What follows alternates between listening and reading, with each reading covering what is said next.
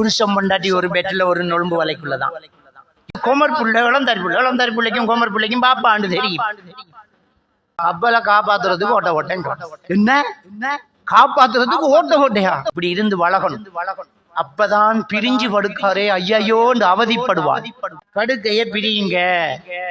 நான் என்ன கேட்கறேன், ஏற்கனவே பிரிஞ்சு கிடக்கிறத எப்படி பிரிக்கிறது? பிள்ளைகள் தலைப்பட்டோன்னா அவர் ஒரு வீட்டுக்கு இவ ஒரு வீட்டுக்கு. நீ 70 வயது அடைந்தாலும்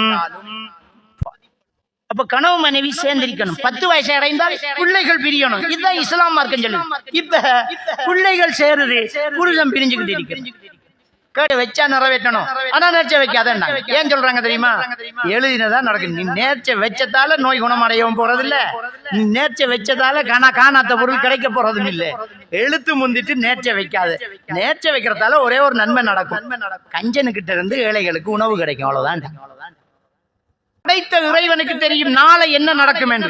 நீ டாக்டர் ஆனால் உன்னுடைய பை மிஸ்டேக்கால் ஒருவன் மரணிக்கலாம். அந்த மரணத்துக்கு கொலை குற்றம், உனக்கு மரண தண்டனை கிடைக்கும். மறுமையில் உனக்கு நரகம் கிடைக்க இருக்கும். அல்லாஹ் உன்னை காப்பாத்தி நீ தேவையில்ல ஒரு பார்மசியை வச்சுக்கிட்டு சும்மா உட்காரண்டு ஆக்கியிருக்காண்டா. என்ன பிரச்சனைங்கிற நமக்கு எளிய நமக்கு கிடைச்சிட்டான் ஆகும். நமக்கு எளிய கிடைக்கும். நாம அமெரிக்காக்கு ஜனாதிபதி ஆனாலும் எழுதப்படாத எதுவுமே நமக்கு கிடைக்காது. நம்ம சோமாலியாவுல பிச்சை எடுத்தாலும் எழுதப்பட்ட எதுவுமே நம்மளை விட்டு மிஸ் ஆகாது.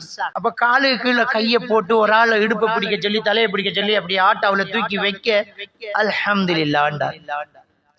அங்க உள்ள ஒருத்தன் மடி கொடுத்து உட்கார்ந்து இருக்கிறான். அவன் சொன்னான், ஆஜி இன்னா லில்லாஹி என்று சொல்லுங்க.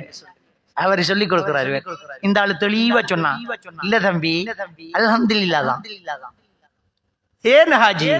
அப்புறம் காலுக்கு மேலால ஏறின லொரி தலைக்கு மேலால ஏறி இருந்தா வேர்ல்டுல ரொம்ப பெரிய வசதியா இருக்கிறவன் ஒரு டேப்லெட்டை சும்மா எடுக்க மாட்டான். நம்ம ஹாஸ்பிட்டலுக்கு போனா அவங்க கெஸ் பண்ணி ஒரு டேப்லெட் கொடுப்பாங்க. நீங்க ஐரோப்பிய நாடுகள்ல போய் 2 மாசமா போட்ல இருக்கோம் சார், ஒரு பெனடால் கூட தரலாமாங்க. அந்த டாக்டர் சும்மா டேப்லெட் கொடுக்க மாட்டான், என்னன்னு கண்டுபிடிக்காம டேப்லெட் குடிக்க மாட்டான். இங்கெல்லாம் நம்ம எலிகள் மாதிரி தான், நம்ம கிட்டதான் அவன் அப்ளை பண்ணி பாக்குறது டேப்லெட் வேலைதான்.